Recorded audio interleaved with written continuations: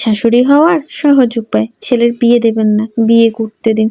পাত্রপাত্রী পছন্দ করতে পারেন, কিন্তু বিয়েটা পাত্রপাত্রীকেই করতে দিন। ওরা ভোট দিয়ে দেশের সরকার নির্বাচন করতে পারে, কাজেই নিজেদের জীবন সঙ্গী নির্বাচন করতে পারবে। ছেলের বউয়ের মা হয়ে উঠতে যাবেন না, সেক্ষেত্রে ছেলের বউ আপনার ছেলের বোন, দিদি হয়ে যেতে পারে। ছেলের বউয়ের শাশুড়ি হয়ে উঠুন, ওই সম্পর্কটা মাতৃত্বের মতো, আগলে রাখার নয়, বন্ধুর মতো পাশে থাকার।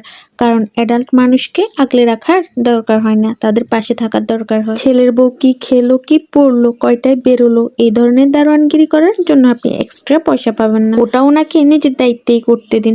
উনি নিজের বাড়ি ছেড়ে আরেকটি বাড়িতে এসে ওঠার দম দেখাতে পেরেছেন যখন, বাকিটাও তিনি পারবেন। ছেলেকেও এগুলো নিজেকেই করতে দিন। সব জায়গায় সংসার আগলে রাখার খবরদারি করতে যাবেন না। নতুন জেনারেশন আসছে, তাদের সংসার তারা নিজের মতো করে ঠিক চালিয়ে নেবে। ভুল করলে ভুল থেকে শিখে নিবে। শিখিয়ে পড়িয়ে মানুষ করার দায়িত্ব আপনার পুড়িয়েছে। ছেলের বউ ছেলের আয়া নয়। ছেলে খেলো না কেন, ছেলে গোসল করলো না কেন, এগুলা নিয়ে ছেলের বউয়ের কান মাথা খেয়ে নিবেন না।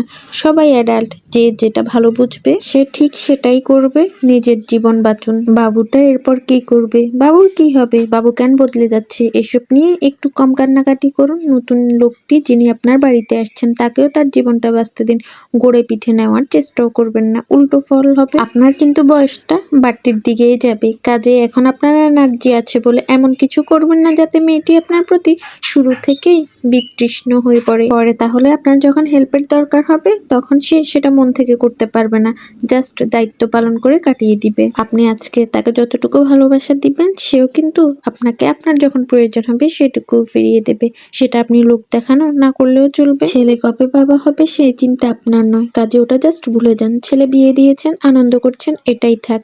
তারপরের ডিসিশনটা ছেলে আর ছেলের বউকে নিতে দিন। আমাদের চারপাশে এমন কিছু মানুষ আছে যারা কোনো বিবাহিত মেয়েদেরকে বিয়ের পর থেকে শুরু করতে চালানো। তাদের আলাপ শুরু হয় এটা দিয়ে, কিরে সুখবর কবে দিবি, মিষ্টি খাবো না, না মানে মনে হয় জীবনে কখনো মিষ্টি খানি।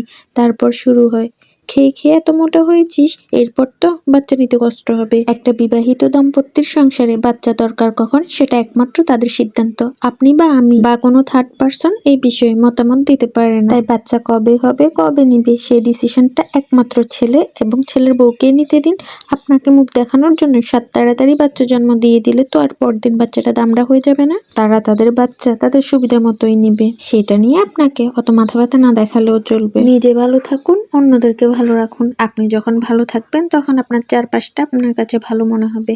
যখন আপনি ভালো থাকবেন না তখন কারো ভালো দেখলেও আপনার ভালো লাগবে না। শ্বশুর বাড়িতে টিকে থাকতে একটা মেয়ের যেমন ভালো স্বামী প্রয়োজন, তেমনি তার শাশুড়িটাও ভালো মনের মানুষ হওয়া প্রয়োজন। তাহলেই তো সে শ্বশুর বাড়িতে প্রাণ খুলে নিঃশ্বাস নিয়ে বেঁচে থাকতে পারবে। আর শাশুড়ি বা স্বামী একজন যদি খারাপ হয় তাহলে দম আটকে মরে যেতে হবে।